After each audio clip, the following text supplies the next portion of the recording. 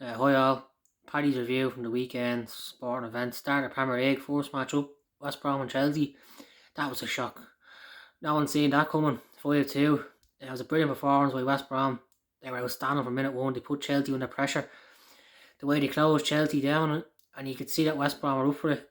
Even when they got 1-0 down, they didn't give up. They kept playing. And Pereira scored two brilliant goals. He's arguably being one of West Brom's best players this season, and two great finishes by Robson. He has a brilliant record against Chelsea for some reason. So it was a brilliant win for West Brom, but they need to build on this now. There's no point just beating Chelsea. They need to mirror this performance in the next few games, and they did. And if they did do this, there's no reason why they can't stay up if they keep playing like that. But for Chelsea, a poor performance, a lot of sloppy touches on the ball, which let West Brom in. And I thought Chelsea were very complacent. I thought they just had to turn up and win. That doesn't work, especially in the Premier League, because the league is so competitive.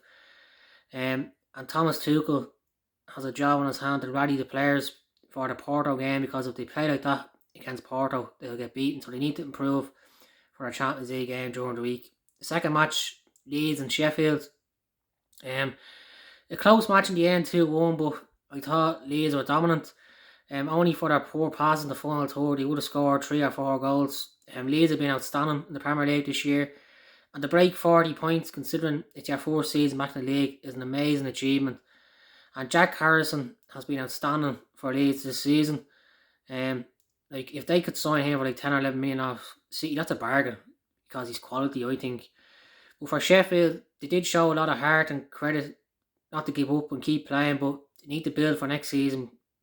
See what players they can keep, because it could be a long way back. Just because you go down to the Championship doesn't mean you're going to come straight back up. So they have a job on their hands, but on and off the pitch.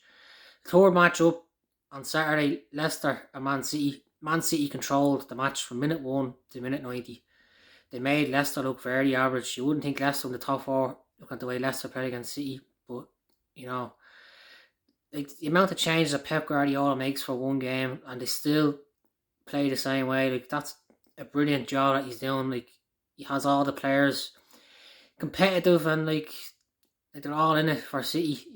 That's a brilliant job he's doing. The man management, keeping all players fresh and happy, which is important when you're a big side. And the pass by Brom for City's second goal was unbelievable. He has been arguably Man City's best player, and arguably the best player in Europe this season. I think he is outstanding. And the last match on Saturday, Arsenal and Liverpool, a brilliant performance by Liverpool. They looked like they were back to their best. I thought Jota proved to be the difference in the second half. He scored 2 brilliant goals. And there's no reason why Liverpool can't play 4 up front, because that's arguably their best way of winning a match. But for Arsenal, they were very poor in this match. They lacked urgency. Every time they got the ball, they passed it back. They didn't look like they wanted to attack. It looks like they're sacrificing the Premier League so they could win the Europa League, but Arteta knows that some of the players that played against Liverpool aren't good enough, and they need to buy a lot of players if they want to get back to where they once were.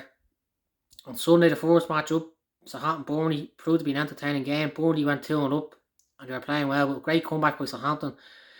Danny Ings was instrumental in getting Southampton back in the game. He has been brilliant for Southampton this year. One of the best strikers in the Premier League, I think. Just a pity that Liverpool couldn't keep him the time. If he could have kept fit when he was at Liverpool, I never know how good he could have been for them. Second match, Newcastle Spurs. I thought Newcastle played well. It was an improvement by Newcastle than what I've seen lately by them.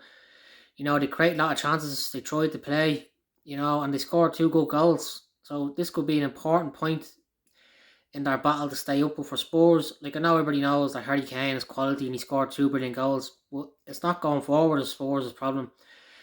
It's at the back. They conceded a lot of goals this season, and this is what could cost them in their race to finish in the top 4 this year. And the half-4 match, Fulham went 1-0 up. A great goal with Mitrovic, but I thought they controlled the game poorly. They couldn't keep the ball. They lost it, which gave Villa the opportunity to come on to Fulham. And Dean Smith made a great substitution, bringing on Trezeguet, scored 2 brilliant goals, and then Watkins finished it off to make it 3-1. He's had a great few weeks with both England and Villa. He's been brilliant for Villa this season, and keeps playing like that, Villa will do well to keep him. And the late match, United and Brighton. Brighton started the match well. They went 1-0 up, but only for Dean Henderson. They could have been 2-0 down. And the second half, Bruno does it again. His passing to unlock the Brighton defence, like, United be lost without him. Like, it's mad to think how one player has transformed the team. Like, he is absolutely outstanding. And a great goal with Rashford, like, cool, calm finish. Like, I think he's brought his finishing to another level over the last 12 months. He could be quality for United in a few years to come. And it looks like, barring a collapse, United are going to finish in top 4 this season, which is an improvement on where they were last year.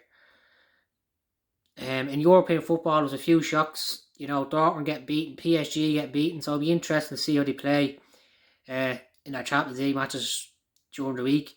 And goal to finish, a brilliant win for Jordan Spieth at the Valero Texas Open. Like, I know he's played great over the last few months, but I think he needed that win to show that he's really back. And a great way to get it, going into the first major of the year. Like, I know a lot of people didn't play, but I think you have to play because it gives you form, it gives you confidence. And there's no reason why you can't win the Masters playing like that. T-degree game is solid, and everybody knows how good he is on the green. It'll be just interesting to see, will the mental energy that he put into that win catch up on him next week. But a great finish for Charlie Hoffman. He played brilliantly over the weekend, just got beaten by the better player, unfortunately. And a great finish for Matt Wallace, which do a lot for his world ranking points, especially if he wants to keep his card on the PGA Tour this season. April is a brilliant month for sport, so much sport on, so I hope you enjoy the action throughout the weekend. Thank you.